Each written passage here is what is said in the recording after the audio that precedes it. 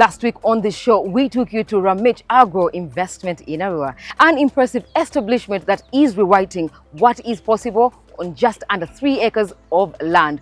From thriving vegetable gardens to sunflower processing, Anna is pushing boundaries and redefining how small farms can work smarter and grow bigger. So I was looking at high-valued crops to grow. Vegetables are high value and they don't take a lot of time. Sukuma is a huge money maker. I passionately talk about this because every day you can harvest. Now you see where we are here, these tomatoes are exactly 3 weeks from the day of transplant and they're already fruiting, as you can see. And then the sweet peppers are 2.5 weeks, and we expected that 75 days from the day of transplant we start harvesting the tomatoes. But I think we're going to do less than that. At the end of the period, on low, we expect each plant should give us at least 30 kilos. And trust us, there is so much more to discover. Stay tuned.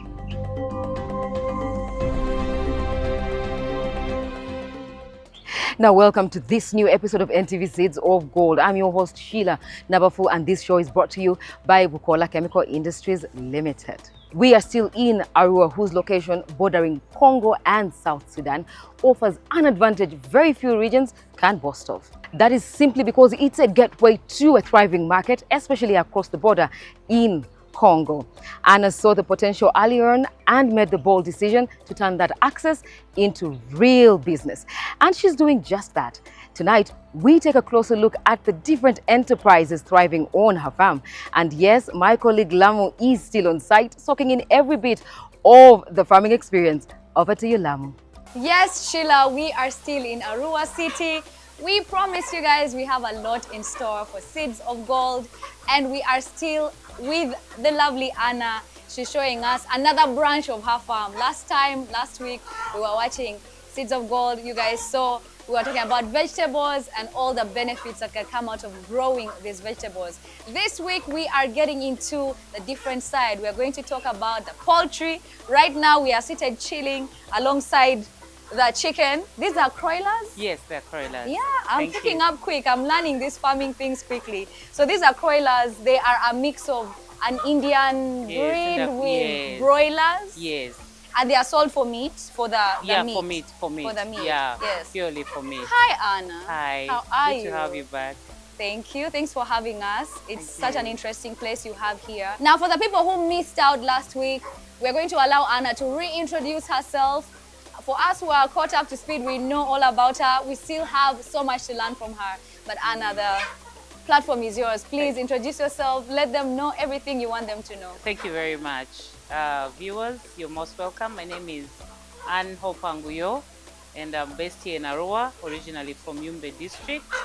And I'm a farmer, and I love a passionate farmer at that. So here at Ramage Agro Investments, we do vegetable farming in the greenhouse and in the open spaces. We do sunflower oil, value addition, and then we also do poultry and we do piggery.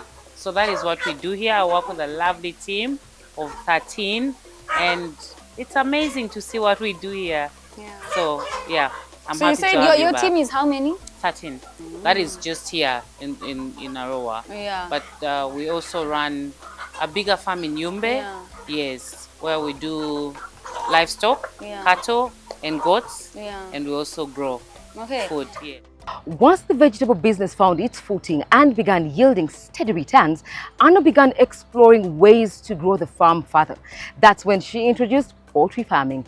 It hasn't been without its challenges, but every day has brought a new lesson and a feel of steady progress. So let's talk about this specific place we're at. Yes. Was this, I know you started out with a vegetable. Yes. And when did you get into this? So in 2011, when we actively started doing vegetable farming, I realized that vegetables alone cannot do it. I needed to do something besides vegetables. That's when we started doing poultry. The first we did were the broilers, because broilers 5 weeks, 5-6 weeks they're ready for consumption, mainly targeting hotels and restaurants, but also targeting the local people. So we started with the broilers, then incorporated the broilers in. Up to now, we still do broilers. At least almost every week we bring 300 birds. So we brood them here, we bring them as day old, We breed them here, and then 5-6 weeks when they're ready, we start selling them mostly to hotels and restaurants. Yeah. On this show, we've mentioned before that for one to thrive, one needs to take risks to be able to start something. This doesn't mean there are no profits projected, but with that comes challenges that we learn from. Anna here is not the exception, as Lamu found out. It seems like something everyone could easily jump on. You said 5 weeks, you're ready to profit from the business. Yes. Every 5 weeks. But I've also heard from, here and there, people talking about also the challenges that can come with raising chickens. Yes. What are some of these limitations? Okay, to begin with, poultry, just like any other business, is risk. So you should be a risk taker to go into this, because one of the common things that really affect poultry is disease. And if disease comes in here, remember they're in a closed environment and you don't take action immediately, everything can be wiped out. That is the reality. And in 2022, there was a day we woke up in the morning, we had broilers and we lost 250 birds. What happened? I don't know. They were fine the previous day, and in the morning, the person in charge opened the door and they were like crawling. 250 birds gone. Did you ever try to investigate what happened? We got our vet to come through. Yes. He did some checks and just said it was an infection. It was an infection. It was an infection that we failed to detect.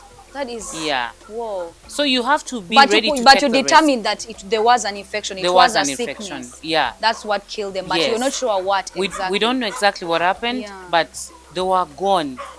I mean, 250 birds, that's a big loss. Huge. That's a Huge. huge loss. Yes. That's So, really, really How huge. can someone minimize such risks? You just have to be very keen. And the other thing is biosecurity is very important, because chicken, especially broilers, they can easily get infection. So you have to ensure that, biosecurity is very, very important. Don't just let people walk in. You get excited, the birds are doing well, and then you just let people come through. No, they rather stand out, the windows are wide, let them see through. Because if anything happens, 1, 2, 3 birds, the rest are gone. One of the things I think about when I imagine myself as a farmer, Yes. I think my biggest problem will be I want these animals to be my pets. Yes. You don't That's have to my eat problem. them. Yeah. I would want them to be my pets. Like, I'd want to give them names and just like, Play and with then I would them. have to sell them off. My children. And people have to eat them. See? Yeah.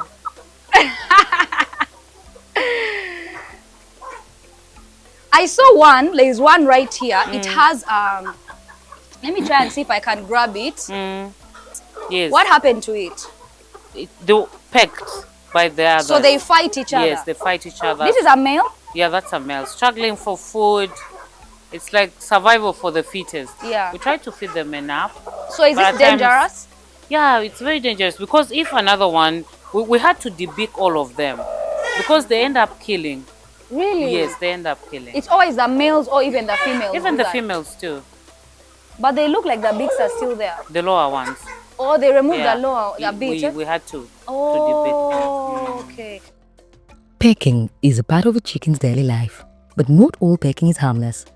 According to Dr. Murunji Victor Roy from Bukola, there are 3 main types. There is normal pecking, which helps chickens sort out their pecking order. Then there is feather pecking, where birds pull out each other's feathers, sometimes just social grooming, but it can also turn nasty. And finally, aggressive pecking. Now that's one to worry about. It can lead to open wounds, bleeding, even cannibalism. So what causes it, you ask? Overcrowding, boredom, poor nutrition, or even adding new birds the wrong way can trigger these behaviors. But it's not all bad news. Dr. Roy says you can prevent it. Give your birds enough space, keep them busy with things like dust baths or hanging vegetables, feed them right, and avoid harsh lighting. And if one bird keeps attacking others, separate it before the habit spreads. If you spot bold spots, blood, or even open wounds, it's time to act. Lamu is soaking in every lesson, and like many will tell you, farming is a rewarding journey with something new to learn every day. We hope you've also picked up a thing or two. Now don't go far, we are stepping into a quick commercial break. Keep those comments coming in, hashtag NTV Seeds of Gold. Who knows, your farm could be next.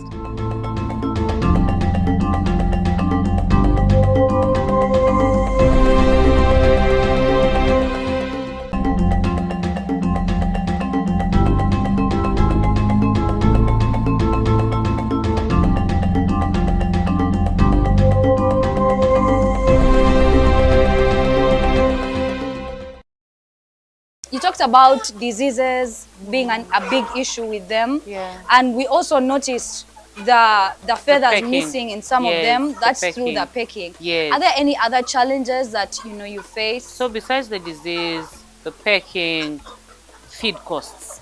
Feed costs. Feed costs, I would say, is the biggest challenge Yeah. for us farmers now. The weather wasn't favorable during this first season, March to June. We didn't have rains. So it was very hard for us to grow our own maize, because we do grow maize in Yumbe, but also many farmers couldn't grow maize in the West Nile region. So feed costs went really high, and that has been a huge disaster for us as poultry farmers, because you need a lot of maize to feed your birds. So many times we've been buying maize from Noya. Noya is in the Choli region, and it's a lot of money. So that is, for me, the feed cost is the biggest challenge that I face as a poultry farmer. Okay. Yeah. So when you get these birds and then you keep them here for 5 weeks, what's it looking like selling them? Okay, this particular type actually we start selling at 3 months. 3 months? Yes, this is already 2 weeks and 2 months and 3 weeks. This take longer? Yeah, this take longer. Okay. We start selling at 3 months. Okay. Yes. So why are these better than the broilers? Remember, the broilers are short term. They're even Yes. softer meat, but this is harder meat. So, and the particular breed, it takes longer. But also the profit margin is actually way better.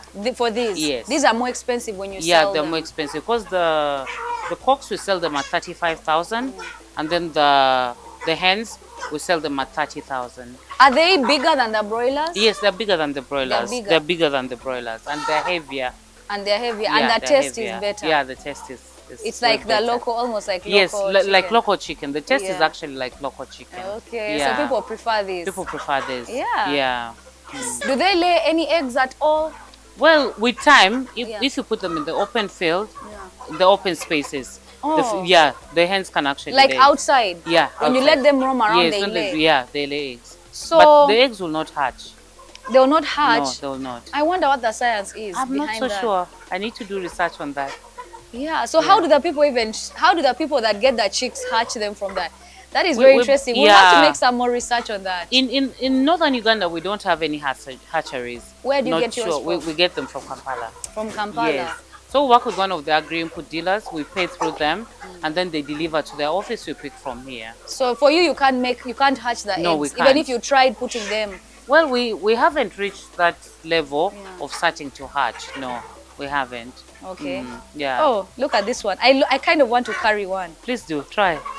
I'll grab it. Yes. But this is lovely. This is Thank you. this is really nice. Obviously, this is how the setup an ideal setup should look. Yeah. It should be aerated. Yes. They should have, some ventilation. Yes. Also, like, they can also have a view to look Yes. outside. Yes. You can see those. They're having Yes. a little Even balcony those- yeah, session. yes. And they're just looking outside. And they have the greens as well. Yes. They eat We greens. give them veggies. Yeah. They eat vegetables. Yes. What else do they eat? Okay, what we feed them, we have maize, Maize. broken maize. So we buy the maize grains, we grind them into broken pieces, and then we mix them with formula, that is concentrate. But then when we get them at day one, we feed them with pellets. Yes, there's a feed called the pellets, ready-made feeds. That's what we feed them. And when they reach 3 weeks, then we move them to the maize and concentrate. Yeah, So so when that's they're what we younger, feed it's a them. different food. Yeah, and when they they're get younger, it's older, a different. it's a Yeah, different food. then we move them to we mix the broken maize with the concentrate. That's Do what they we. need lights at night? Yeah, we not when they are this old, but for the When first they are 3 weeks. young, they Yeah, need for the the first 3 light. weeks we put for the lights. Why do they need the light? I'm not even so sure. I've never asked, Yeah. but I just know they You need. know that's how it is. They That's need the how it's light. done. But it's something that I need to find out. Why do we give Them why do we put light for when them they are lights? young, and then when they are older. But also we feed them yeah, at night. when they're young. Yeah. We feed them day and night, constant. I think that is it. They have to keep the lights on to just keep them awake to Maybe. eat and eat and eat. Maybe. Yeah, that Yeah. makes sense. I need to find out. Yeah, that from, makes from a that makes technical a lot of person. sense. Yeah. We've said it before on this show, starting a business takes guts. Like any venture, it's a mix of bold steps and calculated risks. The goal is profit, of course. But along the way, there are lessons, some tougher than others. Anna knows this all too well, as Lamu discovered. If you can break down the numbers for us. Yes. You've told us, you know, you can sell the cocks at 35,000. Yes. What does it take? What is put into that cock to get from the point where you bought it as a little chick Yes.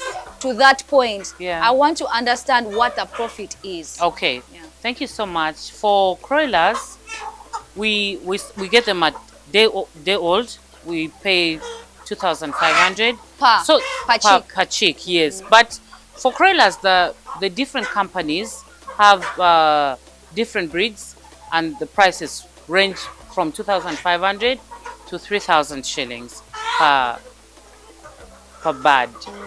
So when we bring them, the moment they arrive here at the farm, we give them glucose. We mix the powdered glucose with water. We feed them to give them energy. Then So you feed them, spoon feed them? no, or in the we water? have feeders. Okay. We have feeders. So Okay. we put in water, then put. So they start drinking, sipping the water to give them energy. Then after 1 hour, we introduce them to the feeds, which are the pellets. So currently, a bag of pellets goes around 140,000 shillings, depending on the company that you're buying from. So we feed them pellets until three weeks. But remember that time also you keep them warm. When you check our brooding house, you see we have pots for putting charcoal. We heat it so that they are warm throughout the day, throughout the night. For broilers for 3 weeks, you have to ensure that they are warm. That is another cost in itself. And then we come to the maize. During the harvest season, usually we buy maize cheaper. But right now as I talk, maize in Arua goes between 1,900 shillings a kilo, the maize grain, to 2,000 shillings. Meaning the money that we'll make from the sale of this particular lot will actually be lower than if we made when we had enough maize. Yeah. So probably maybe we'll be making 5,000 shillings per bird. For profit? For profit, yeah. Okay. Okay, that makes sense. The I'm numbers just are giving making an sense. estimate. An estimate. Yes, an estimate. An average of 5,000 profit Yes. per bird that you're per selling. bird. That is putting Especially- in consideration the time and the yes, resources all and these everything. other things. Yes. Okay. If we make good money, it will be 5,000 shillings. But if we raise this when we have enough maize, then the profit will be a little higher. Okay. Yeah. So do you have, you mentioned having a vet, right? I think that vet applies for all the animals that you have here. Yes. But how often does the vet come in to check on this, Okay. on these specific ones? Besides the vet, we have the company where we got the birds from, Omia Agribusiness. They have somebody in charge of poultry who comes here twice in a week to just check, are your birds doing well, you know, to build the relationship. He checks. But the vet comes if we call, if there's a problem. Yes. So these broilers, how many did you have starting out when you just brought them? This particular lot. we brought 1,000, but they gave us 1,000. extra 20. So how many are they now? 1,020, around 970. So what happened to those? We lost a number of them due to The pecking. chicks? Oh, pecking. Yes, yes. So pecking is a big issue. It's huge. It's huge. Yeah, we lost a number of them. Also, when they were brought from Kampala, they got here tired. We lost a few. like 5 to that. The chicks. Yes. Oh, the chicks also. Yeah, we lost some How chicks. how can you solve some of these issues? You've talked about debeaking for the pecking. Yes. Do you maybe for the next lot, what would you do better to avoid? Because that looks like that's a significant loss. That's a of huge birds. loss. I just want to dig deeper and understand Yeah. why. Because if that was human, would say it's a character issue. Yeah. But then for the birds, I want to dig deeper to understand why they do what they do. Yeah. And then what is it apart from the beacon? What solution? Because now you see there's one that is in that condition now. It looks horrible. But and yet we've debeaked. So I want to really dig deeper with the team that handles here to understand what can we do differently to ensure that that doesn't happen again, because even one loss is a big loss for a farmer. Yeah, and it's something you can keep working on and do better to maximize. Yes, true. And every day is a learning process for us. Every day we get to learn, we get to understand deeper these things that we're doing here. Yeah. Broilers may not be as common as layers or broilers, but they offer a solid business opportunity. And for anyone looking to invest in poultry, they're definitely worth considering. It's no secret that before starting any business, proper market research is a must. The good thing about Arua, as we mentioned earlier, is its location near the border, an advantage that opens up plenty of trading opportunities for farmers. Anna saw the potential, tapped right into it. Today, she enjoys steady market for her products. So you have about 900 something here. How are you going to sell them? Is it a sure deal? Are you still figuring it out? What's that looking? So we have local markets. People come and buy, but most of the restaurants don't do this. Most of the restaurants do the broilers. Yes, but we have local market. But also, since we're at the border, there's huge market for chicken in Congo. So at times you find the Congolese they come and buy in bulk, or we go to, there's a Friday border market. We take the chicken at the border and and they buy from there. So that's like, how often does the border market happen? It's every Monday and every Friday, so twice weekly. Yeah. So they sell all sorts of things there. Everything. The Congolese sell their things. The Congolese come to buy from the Ugandan They don't side. sell anything as well? Well, it's up. The market is actually at the border. Both One sides. side is in Uganda, the other side side. is in Congo. So people are able to just cross. Yes. Are Congolese not growing their own chickens? Why do they need to come to Uganda to get chickens? I'm sure that there are people who are actually doing chicken in Congo, but just like I said earlier on, we are the food basket.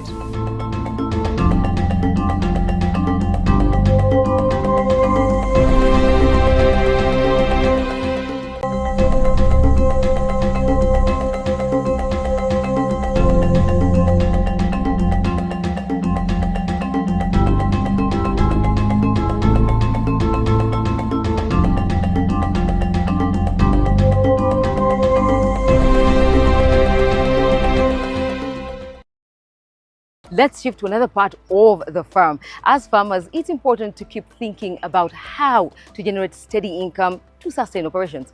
Just a few minutes ago, you guys saw we were looking through the poultry. We had a lot to discuss. And now we're going to get into the piggery. Of course, this is Anne. For those who are just joining us, this is Anne, and she is the founder of Ramage Agro Investments. And she has a lot of experience in this. Over 5 years? Or about almost 5 years. That's some good time. You might not be an expert per se, but what you know is through coming here and learning from the experts who are doing this every single day. Let's check out the piggery. Please. Karibu. Yeah. Sante. How many pigs do you have? Right now we have 54. 54. We've sold quite many, but also we're expecting 10 gilts hybrid this coming weekend. Yeah. They're called gilts. Yeah, the ones that are for production. Now the focus is our focus here is on growing the numbers now. So that's why we're no longer selling the pigs. We want to bring new good breeds so that we can focus on producing numbers. So how old are these? Only 6 months. It's huge. 6 months. This one's also 6 months. They are huge. We're glad that you're still with us. Now that we've made it to the piggery section, we'll be speaking to the farm manager who shares some expert insights on how it's all run. This one is 1.5 years. 1.5 years. 1.5 The other, years. the other one, that side is. That was half year. And this one?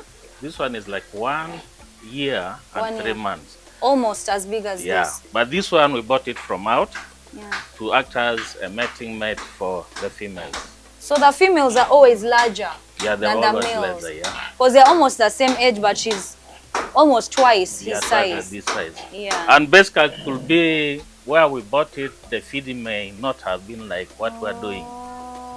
And why we bought it, the last 1.5 years, there were cases of swine fever.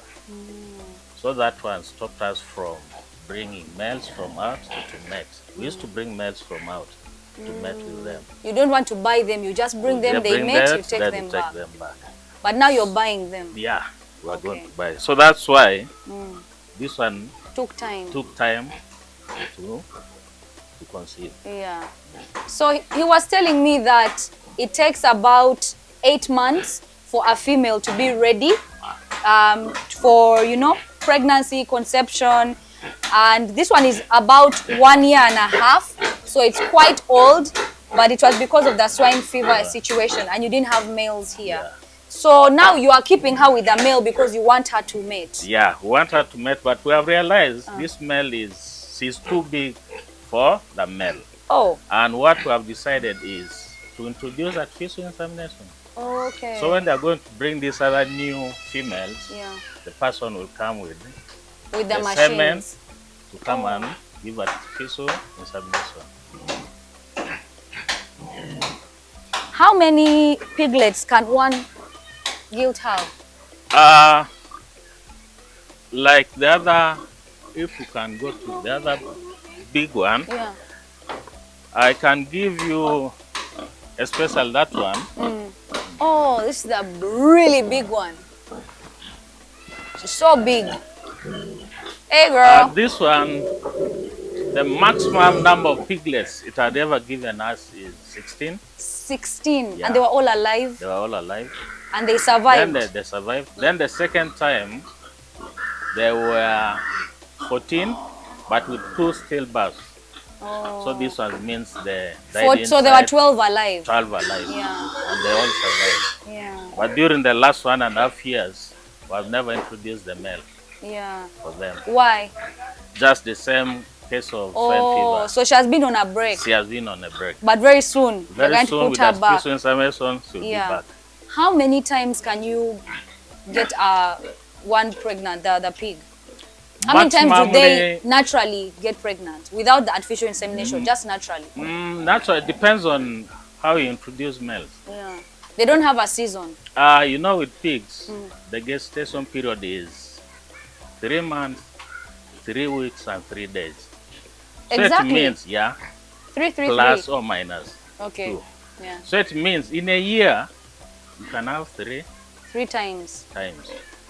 They don't have a season. No season. But the best to do is, we usually think of 2, Yeah. so that these other kids can also grow well. Yeah. Feed And also them for well, her health, to and have for the her health space. also. Yeah. Imagine giving birth to 16 children 3 times a year. Yeah, that Must is be the thing. hectic. So we made sure that at least twice Yeah. a year, that's Yeah. enough for her. So do you have to wait for signs? Yeah, Like to know that she's on heat or any time she's ready? Yeah, there are a number of signs. What are some of these signs? One, there are cases when you find, if it is with the male, it will like to mount. The male. Yeah, it will Okay. like to mount. Yeah. Then 2, the vulva swelling. Yeah. The vulva, Yeah. it swells. At times, loss of appetite. Yeah, those are the The visible signs. the ones we kind of. Although Yeah. there are these ones which the Muzungu and as people say it. They test them. Yeah, So you have to test the hormones. yeah. Is that something you'll But be doing we when have you're not- introducing? We have not been doing it. Ours is basically depends on the slice experience. Yeah, experience. Yeah, just You say I just think know. this one is now on heat. Yeah. That kind of. But we hope in the future, as we're expanding, we can have the modern ways to ascertain whether the Yeah. season heat or that kind of stuff. Yeah. So when do you usually sell them off? Our pigs, we fatten them to provide pork. There are many hotels in Arua. We can sell the piglets after 2 to 3 months to DRC Congo. We have had customers who come from DRC Congo. They also want to set their own farms. So basically the market is there. So at what age do you sell them? From 2 months, you can start selling them. Yeah. Are they big at 2 Yeah, months? 2 months. They're already big. You'll actually, when we go up, you'll see some 2-month-old piglets. Okay.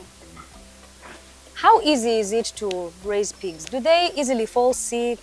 I think basically you are talking about the challenges Yes. we're facing here. Yeah. No, we thought we had the best breeds around here, but it went someone who came and gave us training. We realized we didn't have the best pigs around. But after the 2 intensive days training, we realized we have to get the best breeds. That's why we're going to get the 10 to Yeah. increase our production here. So basically, cost of feeds, the type of breeds is the main challenges we're having here. Then of course, thirdly, the disease aspect. Yeah. So we try to solve that by having a lot of hygiene. Yeah. Cleanness. I had to wash my hands. My hands Yeah. are so clean. So with I had to wash the cleanness, shoes. at least with cleanness, you can even call a vet to come here only once in 2 months' time to do the ordinary deworming Checkups, yeah. aspects.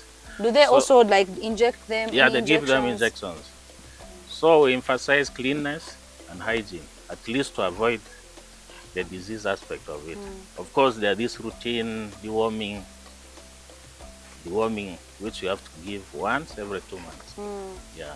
The market-wise, of course, the market is there. The market is there. Yeah. I'm told Ugandans love pork a lot. Yeah, people eat a lot. They love it, so there's a market for it anywhere, not even just in West Nile, Central. Most of the areas actually, you know, there are even stories of Muslims in Uganda who eat pork. I've heard of that, but Yeah. although I've never seen one. But Yeah. actual via market, actual West Nile doesn't have a lot of pigs Yeah. to feed the market here. There's not a lot of pigs here. So they need. There are people now from DRC Congo, they go up to Luero, and every week I hear they can even buy more than 300, 400 pigs Wow. to take across. Wow. So fingers crossed, with the best breeds yeah. and good feeds, I think the market will be here. You're going to be supplying. Yeah, and You're we're going- ready for that. Yeah. How much does a pig go on the market? A piglet of 1.5 months, the current breeds here, got 200,000. 200,000. Uh-huh. That is this breed here. Then if we go to 2 to 3, 4 months, okay, let's say the range is between 200,000 to 2 million. So that the big one we saw would go for how much?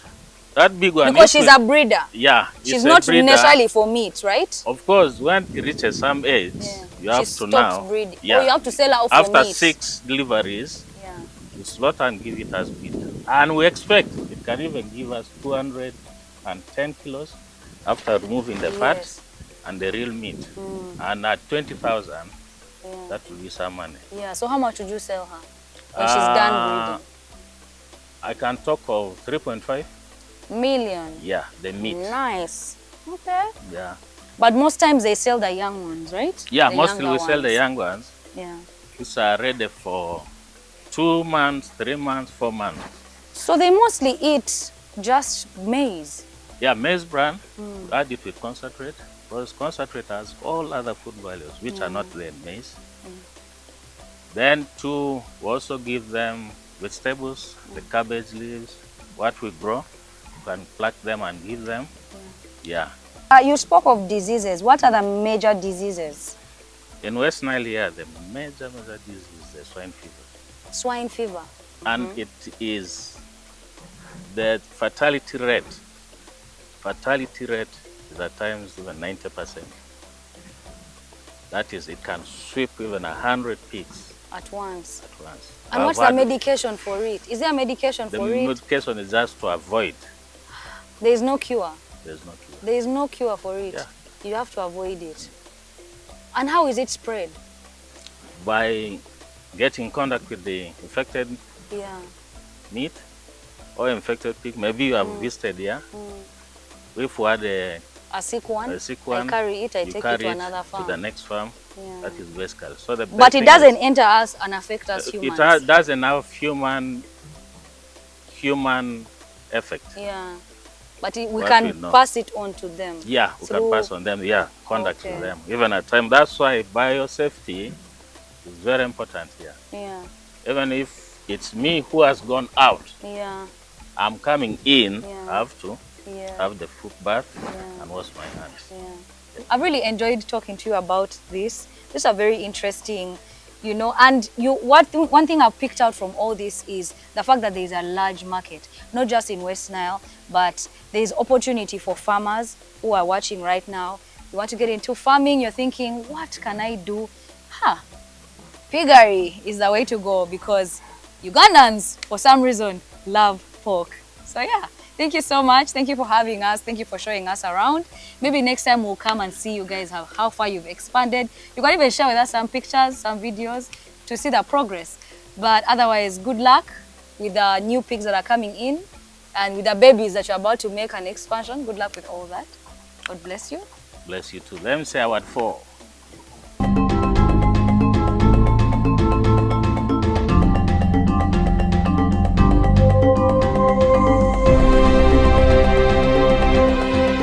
Piggery can be a full-on business with multiple income streams. Dr. Murunji Victor Roy from Bukola Chemical Industries Limited lets us know that pork is still one of the most consumed meats worldwide. That means steady demand from butcheries, supermarkets, restaurants and hotels. So if you're in it for meat production, you're already on the right path. But that's not all. Breeding and selling piglets can bring in even more income, especially for farmers who don't want the hassle of breeding them themselves. The trick is to raise good breeds like large white, Landrace or Duroc. Then there is value addition. Sausages, bacon, ham, you name it. Processing not only boosts profits but also extends shelf life. Even pig manure has value. It's great for compost or biogas production.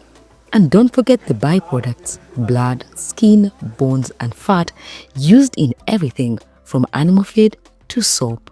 For those thinking big, there is also an export market, especially if you can meet health and quality standards. Smart farming tips for piggery. Pig farming works best when it's part of a smart, well-planned system. Dr. Roy recommends pairing animals with crops that support each other. Grow maize and raise chickens. Chickens eat the bran.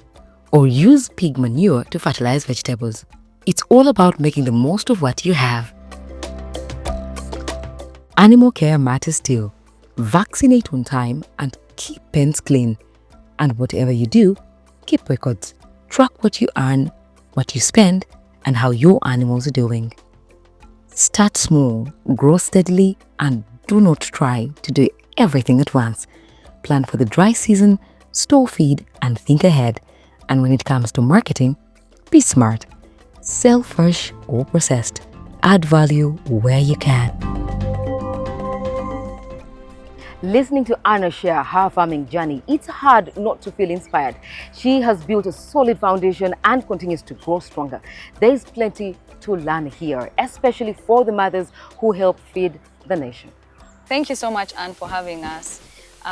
This is actually my first time visiting a piggery. It's interesting. Really? Yeah. I find them cute. I feel like they're human. Their eyes look like human eyes for some reason. But I don't know about me being a farmer. I'll get so attached to these animals and fail to sell them. How do you do that? Maybe. You just, I don't know. I'm a businesswoman. You're a businesswoman. I need to keep that in mind when I get into farming. You look at it as a business. Yes. Thank you. Thank you very much. I know you still have a lot of plans. I was even speaking to one of your colleagues here, and you still have a lot of plans to expand this place. Kindly take us through briefly how and what's going to be happening. Well, thank you very much. Thank you, viewers. On the side of Piggery, just like the sector head said, there's a lot of potential for pork in this region, not just in West Nile, but even across. In Congo, there's a lot of market. Here in West Nile, there are a number of organizations. You know, West Nile is a refugee hosting region, and Bidi, which is one of the biggest refugee settlements in the world, is in Yumbe, which happens to be in West Nile.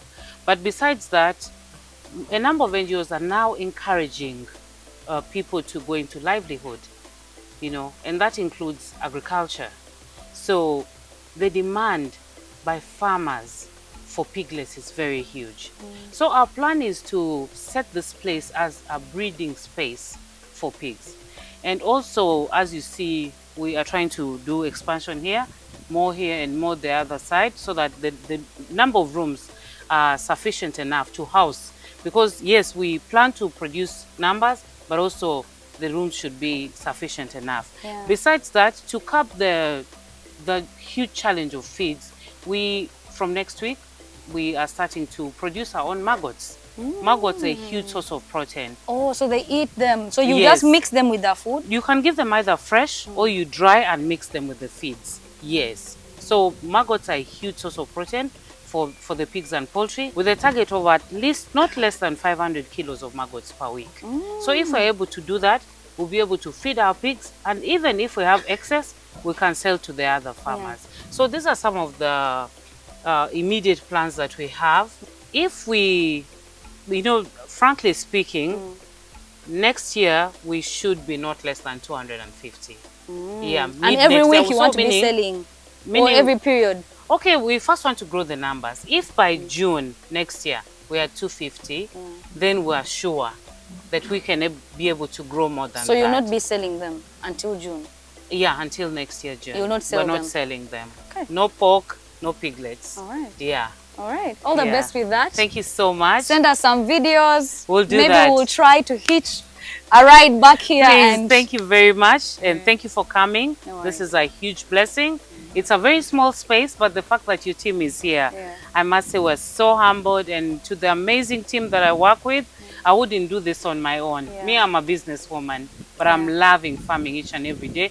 But with the amazing team that is running here morning to evening, I'm really grateful. I just Yeah. want to say thank you, and also want to thank God so much for his everyday blessings. Yeah. We see his hand here every day, and I don't want to take that for granted. But above all, thank you so much for coming. Thank and to you. the amazing team. All Please right. come again. all right, our viewers, thank you so much. Sheila, I will let you close and wrap up. See you next time. Bye. Bye. From vegetable growing to sunflowers, poultry and piggery, all on one farm, and soon marigold farming will be taking shape. Anna is truly a businesswoman with a bright future ahead. I have to say that. And that brings us to the end of tonight's show. Thank you so much, Lamu, for the incredible work you are doing out there with the farmers. Thank you to our dear viewers for always tuning in. We do not take it for granted. Just keep those comments coming in. Hashtag NTV Seeds of Gold. Do not forget to scan that QR code on your screen to join the conversation. If you're not home and yet you still want to catch the show, well, that's all right. We are live on X and the Your TV app, and we are proudly brought to you by Bukola Chemical Industries. I am your host, Sheila Nabafo. Thank you so much for watching. See you next week.